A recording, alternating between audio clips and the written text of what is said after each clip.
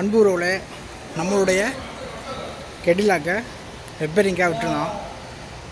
அதுக்கு ஏசி ரிப்பேராக இருந்துச்சு. அது ரிப்பேரிங்காக விட்டுருந்தேன் கம்பெனியில். இப்போ அந்த வண்டி ரெடி ஆயிடுச்சு அப்படின்னு முதிருக்கு ஃபோன் பண்ணி சொன்னாங்க. இப்போ நானும் முதிர் தான் வண்டி எடுக்க வந்திருக்கோம். எவ்வளவு செலவுன்னு மட்டும் பாருங்கள். இதான் அந்த கம்பெனினா ஒர்க் ஷாப்பு. கெடிலாக்கினுடைய ஆத்தரைஸ்டு டீலர் இவங்க தான். சில உள்ளே போய் பார்ப்போம் வாங்க.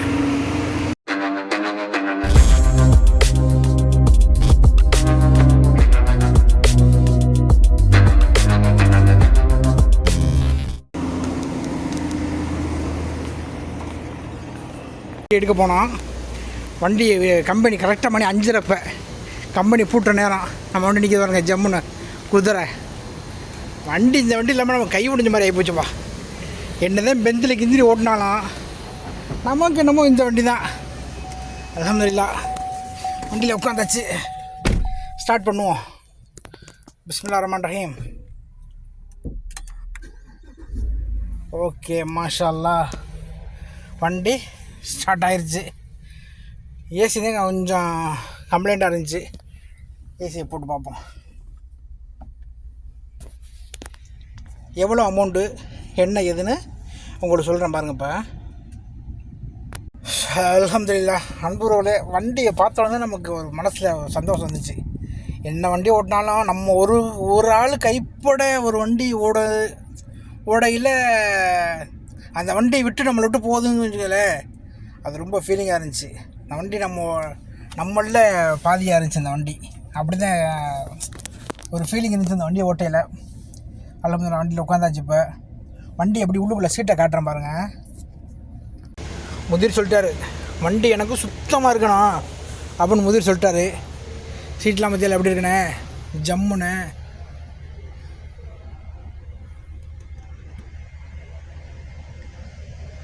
அதே மாதிரி வண்டியும் நல்லா வேக்கம்லாம் போட்டு க்ளீன் பண்ணாகலாம்.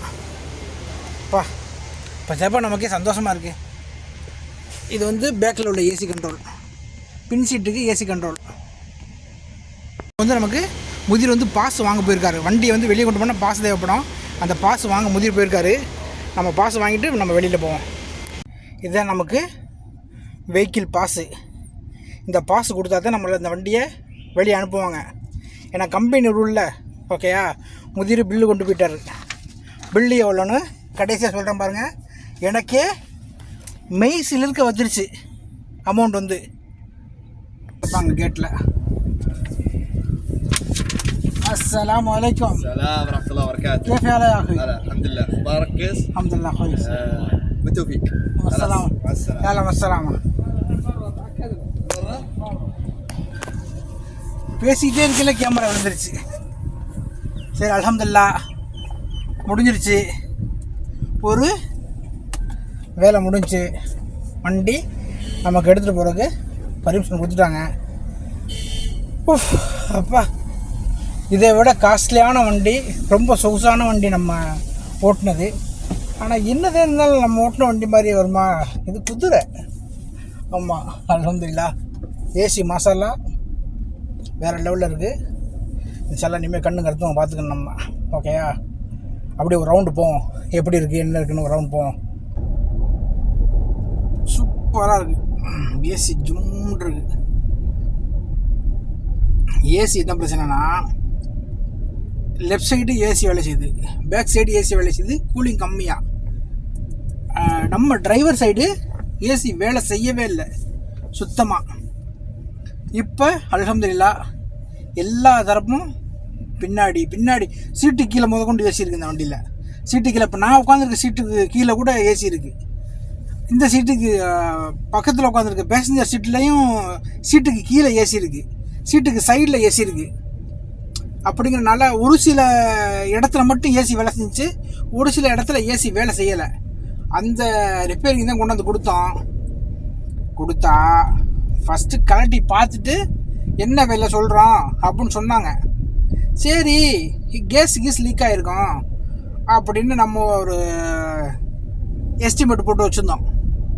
கடைசியில் பார்த்தா கொண்டு வந்து நிட்டுறாங்க, பெரிய பில்லை நிட்டுறாங்க. அக்காம கோட்டு மனசே ஆறலை உண்மையில். ஏன்னா வெளியில் கொடுத்தோம்னா அதிகபட்சம் வெளியில் கொடுத்தோம்னா ஒரு 2000 ரூபா 3000 ரூபாய்க்கு இந்த வேலை முடிஞ்சிருக்கும். ஆனால் கம்பெனியில் கொடுத்தங்கனால தான் இவ்வளோ அமௌண்ட் வந்துச்சு. புரியுதா? ஊரு காசுக்கு ஏறத்தாழ லட்சங்களுக்கு மேலே. எதுக்கு? 1 லட்சம் 2 லட்சம் இல்லை, புரியுதா? சில லட்சங்களுக்கு மேலே. எதுக்கு நமக்கு அந்த ஃபீலிங் வருதுன்னா, சின்ன விஷயம் ஏசி, இந்த விஷயத்துக்கு இவ்வளோ காசா அப்படிங்கிறனால நமக்கு கொஞ்சம் மனசு சங்கடமாக இருந்துச்சு. ரொம்ப வருத்தமாக இருந்துச்சு, சங்கடமாக இருந்துச்சு. நம்ம கண்ணுக்கு தெரிஞ்சு இந்த காசு போகுதில்ல, அதுக்காக ரொம்ப ஃபீலிங்காக இருந்துச்சு. எவ்வளோ அமௌண்ட் வந்துச்சுன்னா 16,000 ரியால். 16,000 ரியால் கணக்கு கால்குலேட் பண்ணி நம்ம சொல்கிறேன் உங்களுக்கு. இந்தியன் மணி எவ்வளோன்னு பாருங்கள், டிஸ்பிளேயில் காட்டுற இந்தியன் மணி எவ்வளோன்னு.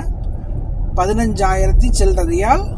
இதுக்கு அந்த ஸ்பேர்ஸுக்கு 499 ரியால் இதனுடைய சர்வீஸ் சார்ஜ்.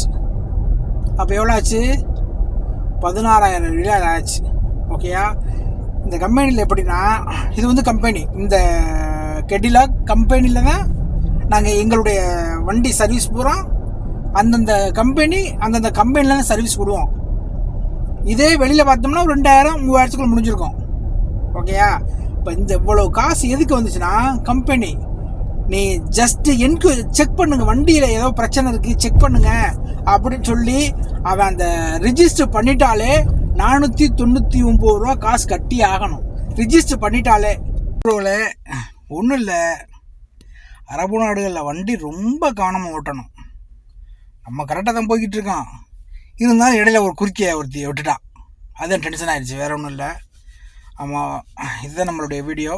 பாருங்கள், இன்ஷா நம்மளுடைய வீடியோ கண்டினியூவாக பாருங்கள். அடுத்தடுத்து நிறைய வீடியோக்கள் கண்டினியூவாக வந்துகிட்டே இருக்கும் ரெகுலராக.